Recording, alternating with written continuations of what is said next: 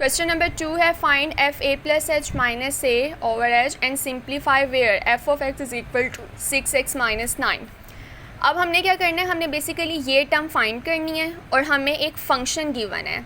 तो पहले हमें क्या फ़ाइंड करना होगा, एफ़ ऑफ़ ए कैसे फ़ाइंड होगा, यहाँ जहाँ पे एक्स है वहाँ पे आप क्या पुट कर दोगे, ए पुट कर दोगे। यहाँ एक्स की जगह पे ए पुट हो गया, ये एक्स है यहाँ पे ए पुट हो गया। सो एफ़ ऑफ़ ए हम लोगों ने कैलकुलेट कर लिया।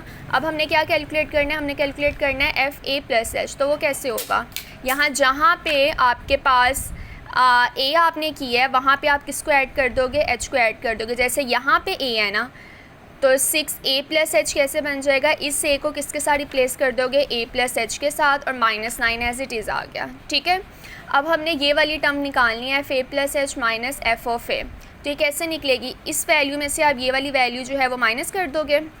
माइनस किया, जब आपने इसको ओपन किया तो आप देख रहे हो 6 से -6 ए के साथ कैंसिल हो रहा है, -9 + 9 के साथ कैंसिल हो रहा है, आपके पास सिर्फ टर्म जो है वो 6h बच रही है। ठीक है, अब हमने ये टर्म सिंप्लीफाई करवानी है। इतनी टर्म तो हमें यहाँ पता चल गई। अब इसको किसके साथ डिवाइड करवा देना है, हमने h के साथ। तो जब इसको h के साथ डिवाइड करवाएंगे तो ये h के साथ कैंसिल हो जाएगा और टर्म आपके पास क्या आ जाएगी, 6 आ जाएगी। इसका फोर्थ पार्ट देखें, फोर्थ पार्ट है f of x is equal to cos x. तो मैंने यही टर्म जो है ये इसकी फाइंड करनी है। तो पहले आप एफ ऑफ ए निकालोगे, एफ ऑफ ए किसके इक्वल आ गया, यहाँ जहाँ पे एक्स होगा वहाँ पे आप ए लिख दोगे, कॉस ए आ गया। फिर एफ ए प्लस एच निकालोगे, वो ए में आप क्या ऐड कर दोगे, एच को ऐड कर दोगे, इस यहाँ से लिखोगे। अब हमने ये टर्म निकालनी है F A plus H minus F of A.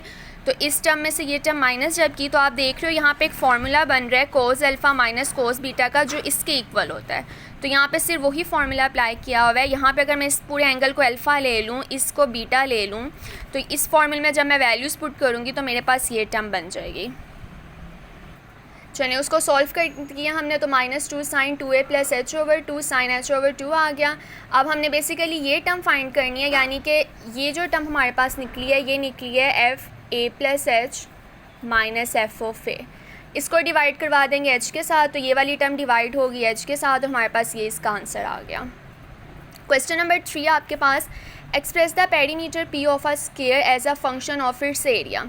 तो आपको पता है अगर स्क्वायर की एक लेंथ मेरे पास x के इक्वल है तो इसकी जो पेरीमीटर होती है वो बेसिकली क्या होती है, वो तमाम साइड्स का इसका सम होती है। तो अगर एक साइड x की इक्वल है और मैं बाकी साइड्स भी x कर दूं, क्योंकि साइड्स इसकी इक्वल होती हैं, तो x plus x plus x plus x आपके पास क्या हो गया, 4x हो गया। ठीक है, तो पेरीमीटर जो है वो 4x की इक्वल आ गया। एरिया ऑफ स्क्वायर क्या होता है, area of square a is equal to x square होता है। अब यहाँ से जो x है उसकी वैल्यू क्या निकलेगी, स्क्वायर रूट a।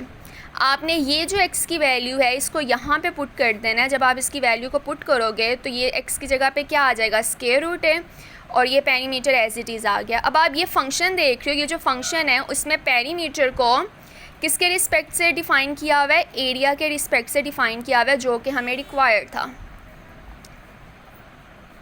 अच्छा जी, इसका सी पार्ट है, express the volume v of a cube as a function of the area a of its base.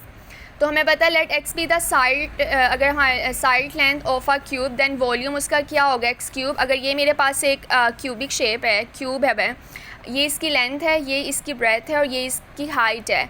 और अगर मैं कहती हूँ इसकी जो लेंथ है वो x है, ब्रेथ भी इसकी x है और हाइट भी इसकी x है, तो इसका जो वॉल्यूम होता है बेसिकली इन तीनों की मल्टीप्लिकेशन होती है। तो जब आप इन तीनों को मल्टीप्लाई करोगे तो वो x क्यूब आ जाएगा। The area of the base of a cube, तो जो क्यूब का बेस होता है बेसिकली वो हमारे पास स्क्वायर होता है। तो स्क्वायर का एरिया आपको पता है इक्वल टू एक्स स्क्वायर होता है। यहाँ से x की वैल्यू क्या आ गई, स्क्वायर रूट a। अब ये x की वैल्यू आपने यहाँ पे पुट कर देनी है। जब आप पुट करोगे तो इस x की जगह a की पावर 1/2 आ गया, इसको a की पावर 1/2 करके भी लिख सकते हो, और ऊपर इसका क्या था, क्यूब था।